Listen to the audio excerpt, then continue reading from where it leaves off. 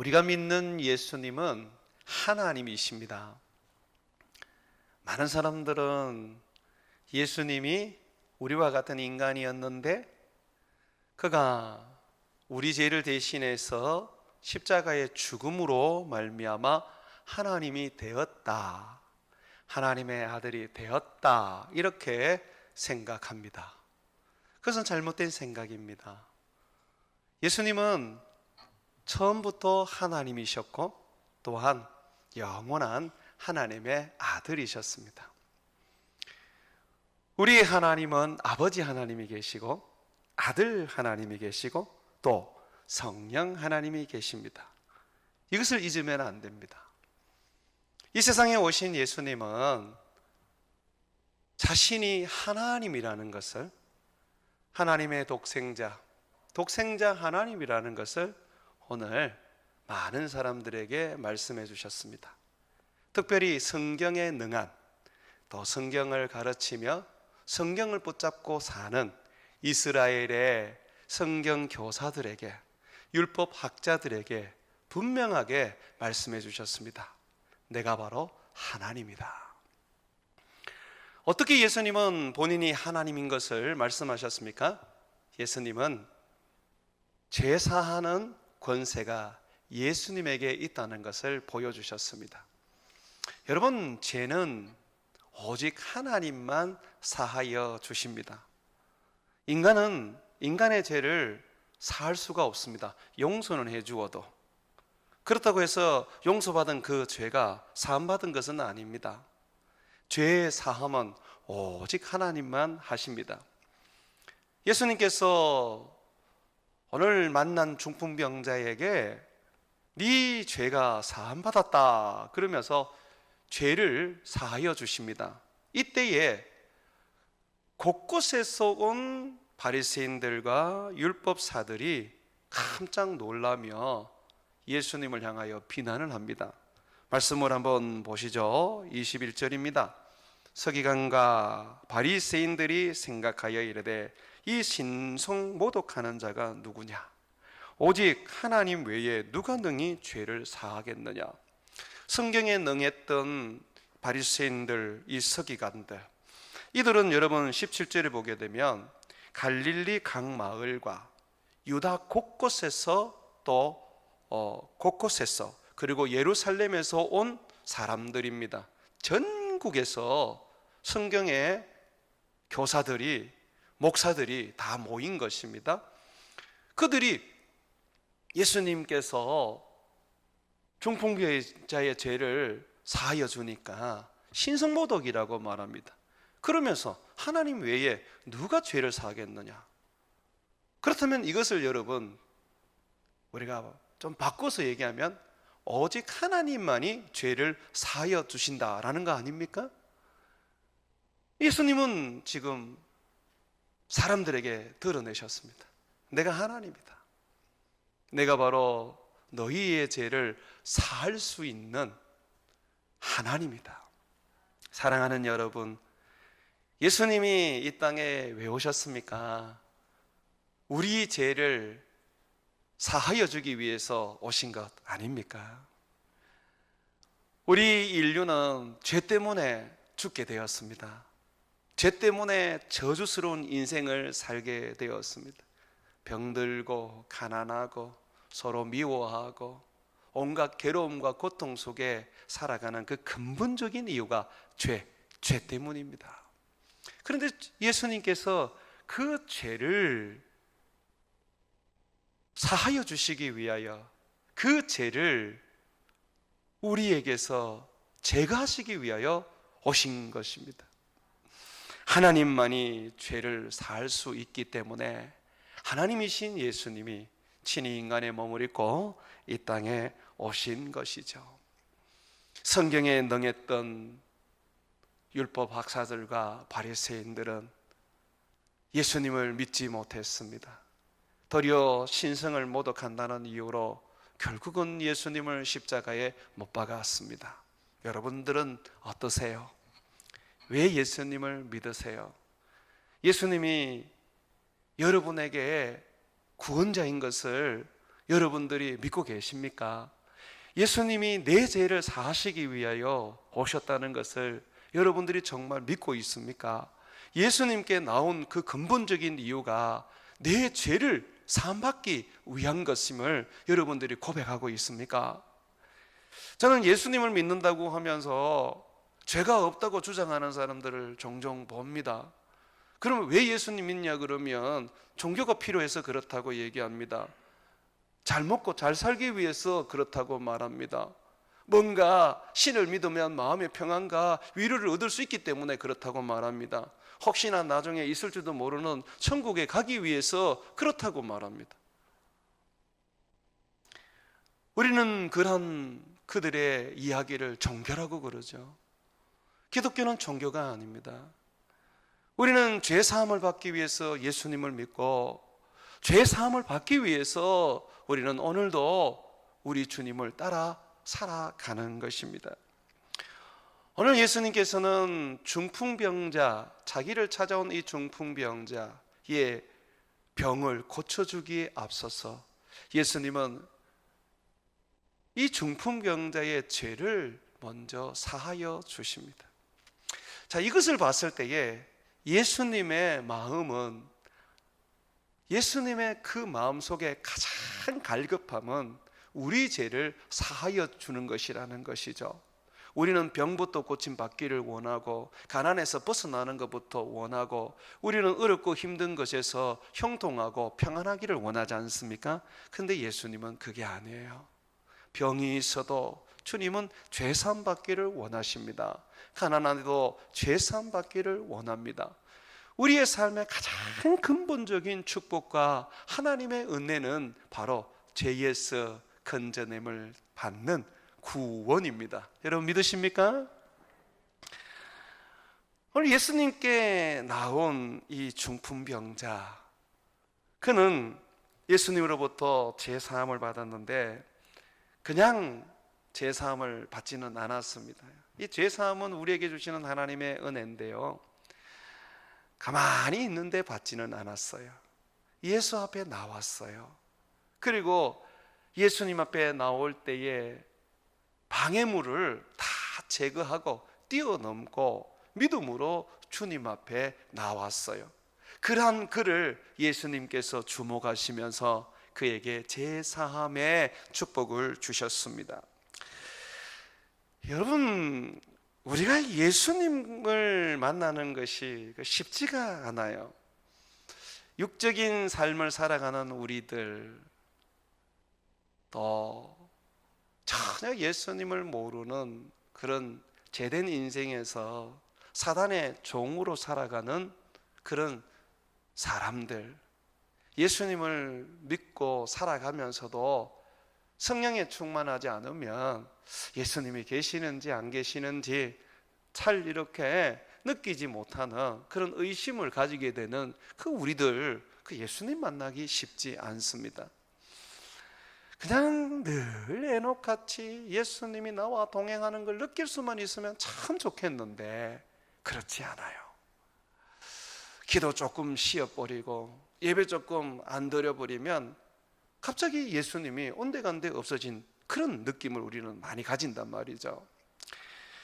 그래서 오늘 우리가 말씀을 통해서 늘 예수님 안에서 살아가는 삶이 뭔지도 한번 살펴보려고 합니다. 여러분, 예수님 안에 살아가는 삶의 비결은 내가 예수님을 찾아야 된다는 것입니다.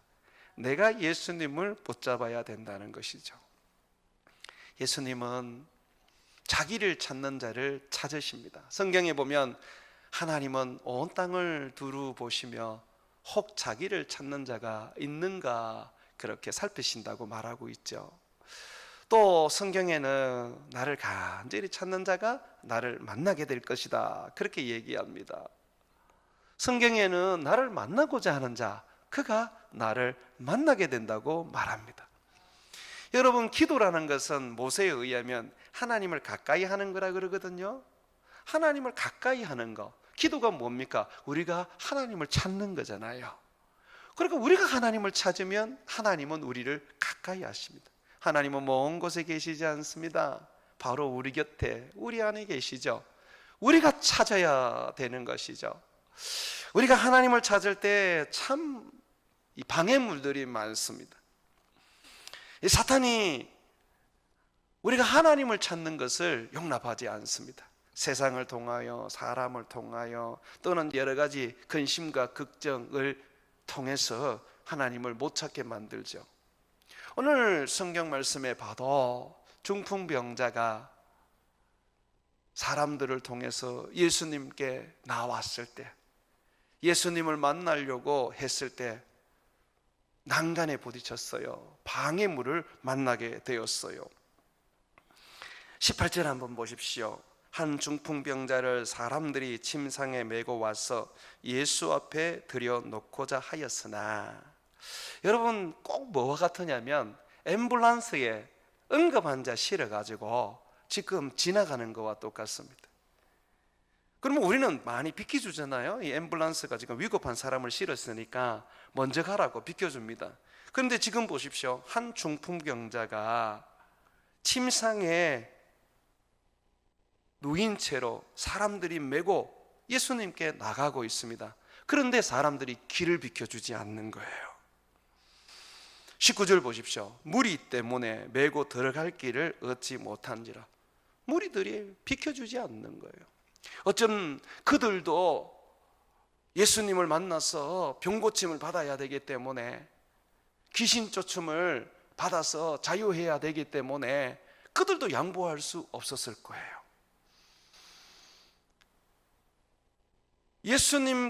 예수님에게서 조금이라도 더 가까이 가려고 사람들이 애쓰고 힘썼기 때문에 중풍병자라도 침상에 누워서 곧 죽을 것만 같은 사람이라도 결코 그들에게 예수님 앞에 가는 그 길을 내어줄 수가 없었던 것입니다. 자, 이 중풍병자는 그러면 어떻게 되는 겁니까? 사람들이 메고 이 사람 살려보겠다고 예수님께 나왔는데 무리들이 가로막고 그 길을 열어주지 않는 거예요. 자, 이때에 이 중풍병자를 메고 온 사람들이 믿음을 발휘합니다. 여러분, 참 놀라운 것은 주님을 만나려면 믿음이 있어야 돼요. 주님의 은혜를 내가 받으려면 믿음이 있어야 돼요. 주님의 축복을 받으려면 믿음이 있어야 돼요. 성경에는 믿음 있는 사람이 결국은 역사를 새로 씁니다. 믿음 있는 사람이 하나님을 만납니다. 믿음 있는 사람의 그 삶에 항상 기적이 일어나더라고요. 자, 어떤 일이 일어났습니까? 자, 이 중풍병자의 친구들의 믿음을 한번 보십시오. 19절입니다. 무리 때문에 메고 들어갈 길을 얻지 못한지라. 그래서 어떡합니까? 좌절해버립니까? 그냥 멈춰버리고 거기서 중단해버립니까? 아이고 뭐 언젠가는 예수님 만나겠지, 기다려보자, 그럽니까? 아닙니다. 계속해서 보십시오. 지붕에 올라가, 지금 중풍병자를 메고 지붕 위로 올라갑니다. 야, 여러분 이거 한번 생각해 보십시오. 이게 정말 가능한 일입니까? 누워있는 이 사람을 지금 침상에 이 누워있는 이 사람을 침상채로 지금 지붕 위에 이 지붕 위로 올리는 것입니다. 얼마나 힘들겠습니까? 그런데도 이 중풍병자의 친구들은 지붕 위로 올라가서 기와를 벗겨버립니다. 남의 집을 지금 부수는 거예요. 예수님 만나는 데 있어서 인정사정 보지 않는 거죠. 천국은 침노하는 자의 것이라 그래서 그런지 참 예수님 만나고자 하는 사람, 믿음으로 살고자 하는 사람은 항상 상상을 뛰어넘는 것 같아요. 상식적이면 이 믿음이 아닌 것 같아요. 믿음은 상식을 넘어서는 것 같아요. 어찌하든지 예수님 붙잡고 어찌하든지 예수님께 나가기 위해서 모든 난간을 그냥 돌파해 나가는 것입니다. 중풍병자가 지붕이라도 뚫어서 이제 이 중풍병자를 친구들이 지붕이라도 뚫어서 예수님 앞에 내려놓게 됩니다. 성경에 보니까 예수님 앞에 이 침상을 달아서 내리는 거예요. 하늘에서 이렇게 침상이 내려오는 겁니다. 설교하던 예수님이 얼마나 깜짝 놀랐겠습니까? 지붕 뜯는 소리, 이게 무슨 소린가 하고 생각하고 있는 중에 갑자기 지붕이 뻥 뚫려서 하늘이 보이고 거기에 침상이 하나, 사람이 누운 침상이 하나 메어서 내려오는 것입니다. 예수님께서 그것을 보시고 참 놀라워하셨습니다. 여러분 20절 한번 보십시오. 예수께서 그들의 믿음을 보시고, 이게 믿음입니다. 이게 지금 경우에 없는 짓이 아닙니다. 남의 집 다 깨트리고 예수님 설교 방해하는 그런 아주 형편없는 그런 무례한 짓이 아닙니다. 하나님을 만나기 위해서는, 우리의 주인이신 예수님을 만나서 그에게 은혜를 얻기 위해서는 참 못할 일이 없는 것이죠. 이것을 성경은 믿음이라 그래요. 그래서 그들의 믿음을 보시고, 그 중풍병자를 위해서 지붕 위에 올라가서 지붕을 뜯고 침상을 메어서 내려놓는 이 중풍병자의 친구들, 물론 중풍병자까지 포함되지 않겠습니까? 그들의 믿음이라 그랬으니까. 자, 이걸 보시고 예수님께서 그들을 향하여 내 제사함을 받았느니라고 말씀하십니다. 병만 고쳐주면 될 것인데, 그러나 예수님은 중풍병자와 그들의 친구들의 믿음을 보시고 지붕이라도 뚫어서 예수님 앞에 나오고자 하는, 예수님을 만나고자 하는 그 사람들을 보시고 그 사람들의 궁극적인 문제, 궁극적인 저주, 그 질병의 근원, 바로 죄를 사하여 주십니다. 사랑하는 여러분, 오늘 우리 예수님께서 어떤 그 마음을 가지고 계시는지 우리로 하여금 느끼게 해주는 말씀입니다. 예수님께서 얼마나 기쁘셨을까요? 애타게 자기를 찾고 지붕이라도 뚫어서 그렇게 자기를 만나고자 하는 그들을 보면서 예수님 얼마나 행복해 하시고 기뻐하시고 즐거워하셨겠습니까? 그러다 보니 예수님께서 네 죄사함을 받았다면서 죄를 사하여 주셨습니다. 그냥 병 하나 고쳐주는 거 그거 아닙니다. 여러분, 병 고침을 받는다고 해서 구원을 얻는 게 아니에요. 예수님을 찾아왔던 10명의 문둥병자가 있었습니다. 이 10명이 다 깨끗함을 받았습니다. 그러나 이 10명 중에 예수님을 따르고 구원을 얻은 사람은 한 사람밖에 없었어요. 사마리아 문둥병자였습니다. 병고침을 받는다는 것이 우리에게는 복이며 은혜일 수 있습니다. 그러나 그 은혜는 의사도 줄 수 있는 겁니다. 그런데 의사도 주지 못하고 세상에 부자도 주지 못하고 권력가도 주지 못하는 게 바로 죄 사함입니다. 자기를 찾으러 온 중풍병자, 그들의 친구들의 믿음을 보시고 주님은 네 죄가 사함받았다고 선언하시며 그 죄를 사하여 주셨습니다.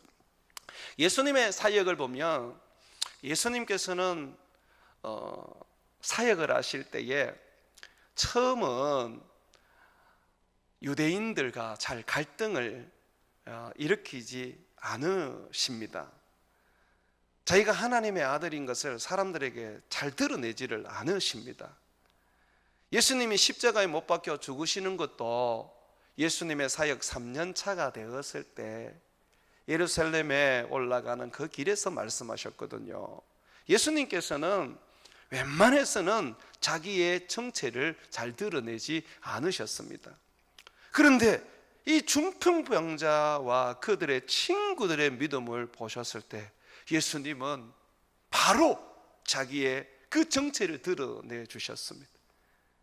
그렇게도 그가 이 땅에 오셨던 그 근본적인 이유, 죄를 사하여 주기 위하여 오신 그 일을 바로 하셨습니다.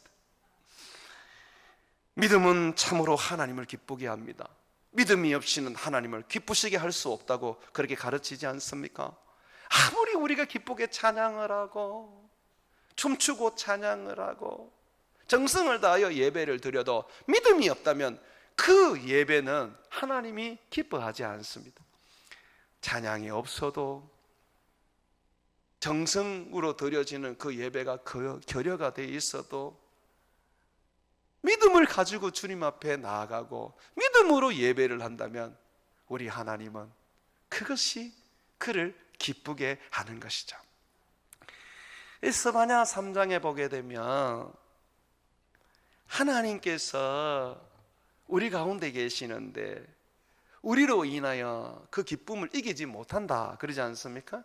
우리를 너무너무 기뻐하셔요. 그런데 아십니까?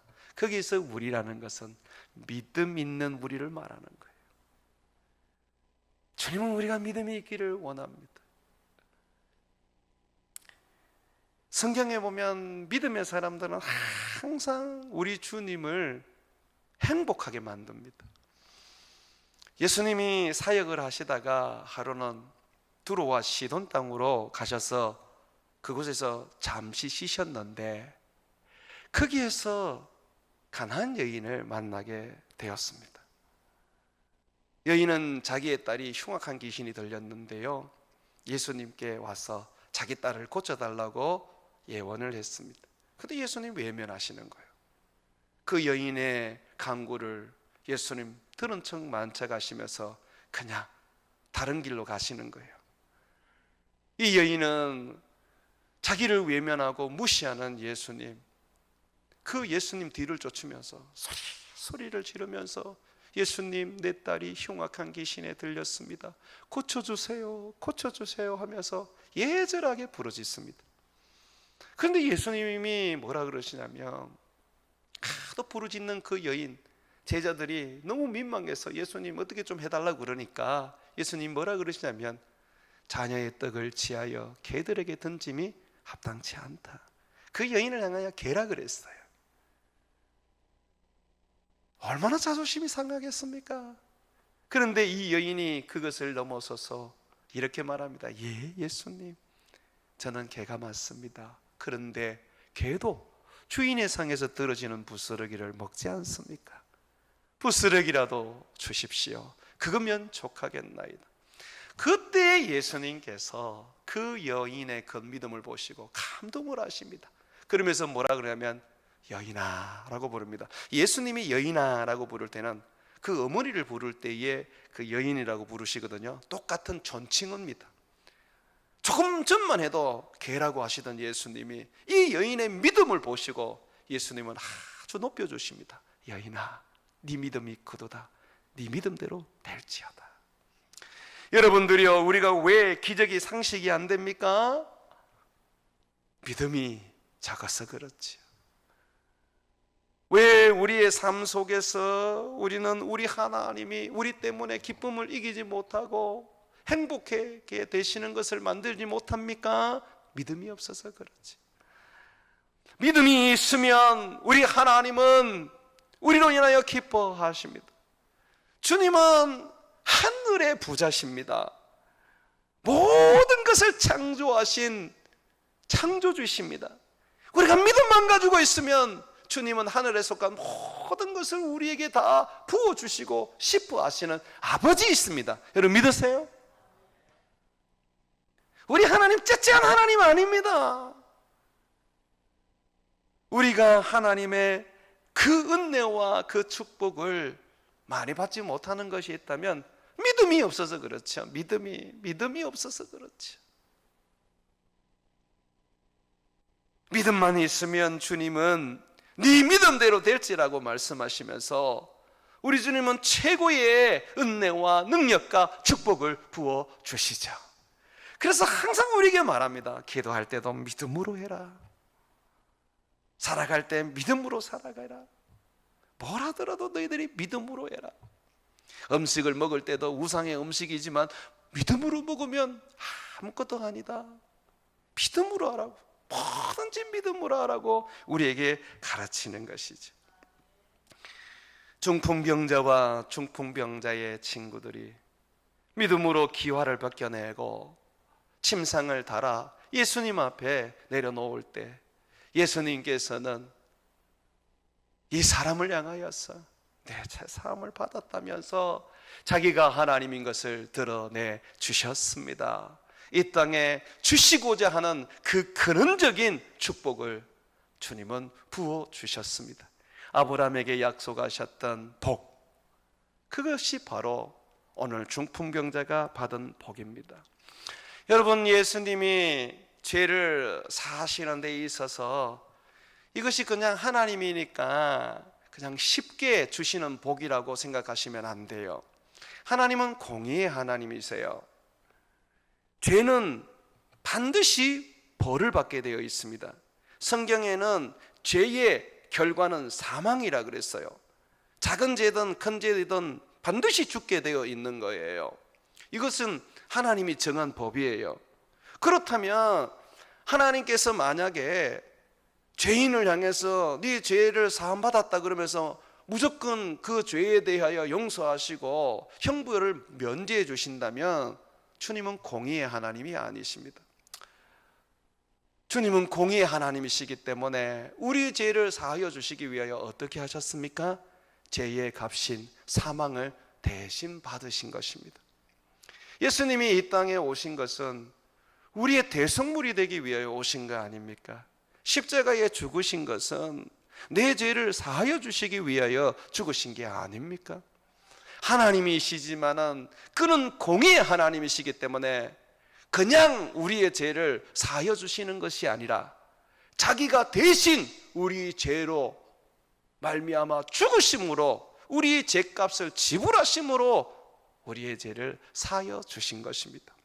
그렇다면 여러분, 지금 이 중풍병자가 죄의 사함을 받았습니다. 그러면 이 중풍병자의 죄로 말미암은 저주와 죄로 말미암은 형벌은 어디로 간 것입니까? 예수님께로 간 것입니다. 예수님은 우리에게 치료를 주시고 구원을 주시고 거룩함을 주시지만 반대로 우리의 더러움과 저주와 죄악을 그는 가지고 가십니다. 여러분들이 예수님을 믿을 때에 예수님은 여러분의 죄를 그가 담당하셨고 여러분의 저주를 그가 가지고 가신 것입니다. 예수님의 그 죽음이 나의 죽음이라는 것을 잊으시면 안 됩니다. 우리의 거룩함이 그냥 이루어졌습니까? 아닙니다. 예수님 때문에 이루어졌습니다. 우리가 의롭다함을 얻은 것이 그냥 주어진 것입니까? 아닙니다. 예수님이 죽으시고 부활하심으로 말미암아 우리가 의롭다함을 얻은 것입니다. 그래서 여러분, 저는요, 우리 입장에서 볼 때는 구원은 선물이지만 하나님 입장에서 볼 때는 구원은요, 선물이 아닙니다. 희생이요, 그리고 대가를 지불한 것입니다. 예수님이 희생하셨고 예수님이 죽음의 대가를 지불하셨던 것입니다. 그렇다면 여러분, 우리가 영적으로 구원을 생각했을 때 어찌 구원이 공짜입니까? 예수님이 죽으셨는데, 예수님이 저주받고 예수님께서 멸시받고 예수님이 내 때문에 그가 죽으셨는데 어찌게 공짜입니까? 그 구원이 어찌 값없는 공짜입니까? 예수님의 그 보배로운 피를 흘리신 엄청난 대가를 지불한 놀라운 하나님의 축복이여 선물 아닙니까? 그러니 우리 구원을 여러분 쉽게 생각하지 마십시오. 그저 받았다고 생각하지 마십시오. 내가 그저 받은 거지만 그러나 선물을 주시는 하나님은 피눈물을 흘리셨습니다. 우리가 이거 자녀들을 키우다 보면 참 많은 것들을 우리가 자녀들에게 붓지 않습니까? 우리가 벌었던 돈 자녀들에게 다 줘야 될 때도 있고, 심지어 내가 벌어놓은 모든 재산들 자녀들에게 다 줘야 될 때가 있습니다. 내 자녀니까 내 자녀를 위해서 나는 아낌없이 모든 걸 희생할 수 있는 것이죠. 그런데 자녀들이 아버지가 고생한 거, 어머니가 애써서 힘써서 그렇게 만들어 놓은 거 모르고 흐름방탕하게 쓰고 공짜인 줄 알고 그냥 마음대로 써버린다면 여러분 마음 어떠시겠어요? 자식이지만 너무너무 마음에 참 고통스럽지 않겠어요?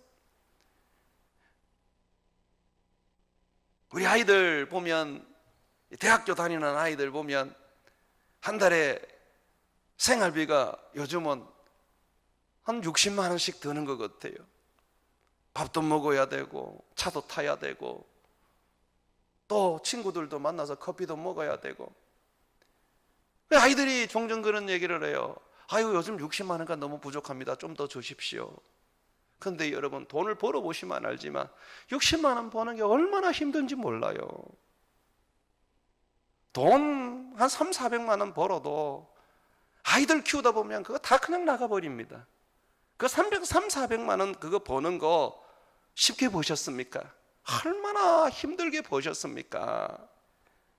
때로는 모욕을 받아가면서, 때로는 병 들어가면서 버신 거 아닙니까? 그런데 그것을 아이들이 모르고 그냥 공짜인 줄 알고, 부모님이 주니까 그냥 공짜인 줄 알고 그냥 써버린다면 참으로 얼마나 우리가 참 고통스럽고 아프시겠습니까? 아버지도 똑같은 거예요. 우리 하나님 아버지도. 너 구원 공짜인 줄 아냐? 네가 안 죽었다고 해서 그게 공짜인 줄 아냐? 네가 멸시받고 네가 고난받고 네가 채찍질 받지 않았다고 해서 공짜인 줄 아냐? 내 아들 예수가 인간의 몸을 입고 이 세상에 와서 사단에게 시험을 받고 사람에게 멸시와 천대를 받고 마침내 채찍마다 십자가에 못 박아 죽었느니라. 어찌 구원이 공짜냐? 그렇게 우리에게 말씀하시는 겁니다. 그러므로 우리 주님의 구원을 우리가 받은 자로서 어떻게 해야 됩니까? 소중하게 여기고 귀하게 여기고 그 구원받은 자로서 부끄럽지 않게 살아야 되지 않습니까? 내 삶을 우리 주님께 헌신하고 주님 날 위하여 죽으신 것처럼 나도 그렇게 내 삶을 주님 앞에 드리고 주님 명령 앞에 순종하고 주를 영화롭게 예배하며 그를 드러내기 위하여 애써야 되는 게 아닙니까? 주님은 구원을 주시기 위하여 죽으셨는데, 자녀들도 부모의 헌신을 알면 자녀들은 자기들이 벌어서 부모가 늙어지면 보답을 합니다. 그럴 때 우리는 아이고 자식 잘 키웠다 그러죠. 자식이 부모를 섬길 줄 알아야 돼요. 부모는 늘 청년이 아닙니다. 나이가 들어가고 병 들어가고 죽게 되는 것이죠. 일할 수 없는 그런 상황이 오게 됩니다. 그러면 누가 복양해야 돼요? 나라가 복양합니까? 요즘 젊은이들에게 물어보면 나라가 복양한대요. 너 부모님 늙으면 어떡할 거야? 나라가 하지요. 나라가 하는 게 아닙니다. 자식이 해야 되는 겁니다. 부모가 젊었을 때에 애써서 힘써서 벌어서 자식을 길러놓으면 자식이 기반을 다지고 스스로의 어떤 생활을 하게 될 때 부모를 복양하는 것이죠. 이게 바른 것입니다. 그러면 우리도 마찬가지잖아요. 예수 그리스도를 믿음으로 말미암아 구원을 얻었고 이제 내가 그리스도 안에서 그 구원을 붙잡고 살아간다면 어떻게 해야 돼요? 우리 하나님 복양해야지요. 우리 예수님 우리가 섬길 줄 알아야죠. 천만 만나 그냥 받기만 하고 그냥 달라고만 하면 되겠습니까? 능치가 있어야지. 달라고 하더라도 주님 앞에 드리는 인생이 있어야 되지 않겠습니까? 우리가 그런 삶을 성숙한 삶이라 그래요. 사랑하는 여러분, 예수님께서 오늘 중풍병자의 죄를 사하여 주시면서 그 죄에서 깨끗함을 얻게 하신 후에 주님은 또한 그의 중풍병도 깨끗하게 고쳐주셨습니다. 죄사함을 받았다라는 그 한마디 때문에 예수님은 제일 앞에 앉아있는 서기관들과 율법사들에게 신성모독이라는 그런 멸시를 받으셨습니다. 모욕을 받으셨습니다. 그러나 우리 주님 그 모욕 상관없었어요. 주님은 나는 그런 권세가 있다. 내가 하나님이니까 저렇게 믿음으로 내게 나오는 자에게 나는 모욕을 받더라도 내게 있는 권세로 이 사람의 죄를 사하여 줄 것이라고 오늘 말씀하고 있는 거예요. 그러면서 예수님은 또한 질병도 고쳐주셨습니다. 그렇습니다. 여러분, 우리 주님은 우리가 믿음으로 주님 앞에 나올 때에 주님은 그 기쁨을 이기지 못하시고 우리의 죄도 사하여 주시고 우리의 여러 가지 문제와 어려움도 해결해 주십니다. 그러므로 여러분들이요, 주님 앞에 나올 때 믿음으로 나오십시오. 고쳐주신다 믿고 나오십시오. 내 가정 문제 해결해 주신다 믿고 나오세요. 지금은 내 자녀가 방황하고 예배도 드리지 않고 자꾸 엇길로 나가지만 내가 주님 앞에 나와 우리 주님 부르짖으면 우리 주님 우리 아이 믿음의 사람 만들어 주신다 하고 믿고 나와야 돼요. 오늘 말씀에 보니까 중풍병자는 수족을 쓰지 못하고 또 이 사람은 침상에 누워있던 사람이에요. 말도 못했겠죠, 그죠? 자, 그런데 이 사람은 친구들의 믿음으로 인해서 죄사함을 받고 고침을 받았습니다.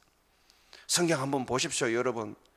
20절에 누구의 믿음을 보시고 예수님께서 죄사함을 주셨습니까? 그들의 믿음을 보시고. 여러분의 사업이, 여러분의 자녀들이 또는 여러분들이 사랑하는 가족들이 중풍병자와 같은 그런 상황에 놓여 있습니까? 아무리 외쳐도 중풍병자같이 못 알아먹고 손발도 쓰지도 못하고 그렇게 예수님을 모르고 살고 있습니까?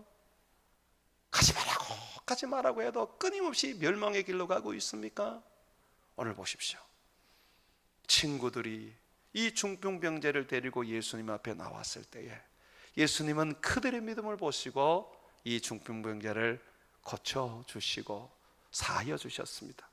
여러분의 믿음이 자녀를 살릴 것이고요, 여러분의 기도가 여러분의 기업을 일으킬 것이고요, 여러분의 기도가 여러분의 부모와 여러분의 형제들을 구원에 이르게 해 주실 것입니다. 여러분, 믿음은 나 하나 하나님 앞에서 복받게 하는 것이 아닙니다. 놀랍게도 믿음은 흘러 넘치는 하나님의 은혜의 강수와 같습니다. 내가 믿음이 클수록 내게서 흘러나오는 그 은혜는 더욱더 큽니다. 내 믿음이 클수록 내 믿음으로 말미암아 흘러나는 은혜가 때로는 발목을 적시고 때로는 무릎을 적시고 때로는 내 온몸을 적시게 되는 것이죠. 여러분이 은혜를 많이 받고 믿음으로 말미암아 하나님의 그 능력과 그 축복 안에 있으면 그저 여러분의 가족들은, 여러분들의 동료들은, 여러분의 기업들은 하나님께서 여러분으로 말미암아 은혜와 축복을 받게 해 주실 것입니다. 그러므로 우리는 이 믿음 가지고 가는 거예요. 주님께서 주 예수를 믿으라, 그러면 너와 내 집이 구원을 얻으리라고 하셨으니 내가 주님 붙잡고 가옵니다. 내가 주님 앞에 흔들리지 않고 기도하옵니다. 제가 믿습니다. 내 가족을 구원해 주옵소서. 부와 기가 주께로 말미암고 모든 것을 가지고 계시는 하나님, 강하게 하심과 크게 하심이 주의 손에 있으니까 주님, 내가 주께 나왔습니다. 주님 내게 복 내려주시고 주님 내게 은혜 내려주십시오 라고 해야 하는 것입니다. 사람들에게 가서 여러분들이 구걸을 해본들 얼마나 큰 도움을 받겠습니까? 그냥 하나님께 매달리십시오. 그냥 믿음으로 기와라도 뜯고 지붕이라도 뜯고 주님 앞에 나가십시오. 그러면 주님이 여러분들을 보시면서 여러분을 향하여서 죄사함을 받았느니라 하시면서 큰 복을 주십니다. 죄사함을 받게 되면 그저 중풍병자가 자리에서 일어나는 것은 그냥 그저예요. 여러분들이 저주에서 벗어나면 다 그저예요. 제 문제가 가장 큰 문제입니다. 그러니 여러분들이요, 예수 앞에 나와서 믿음으로 여러분의 인생을 역전하고 살아가시기를 주의 이름으로 축원을 드립니다.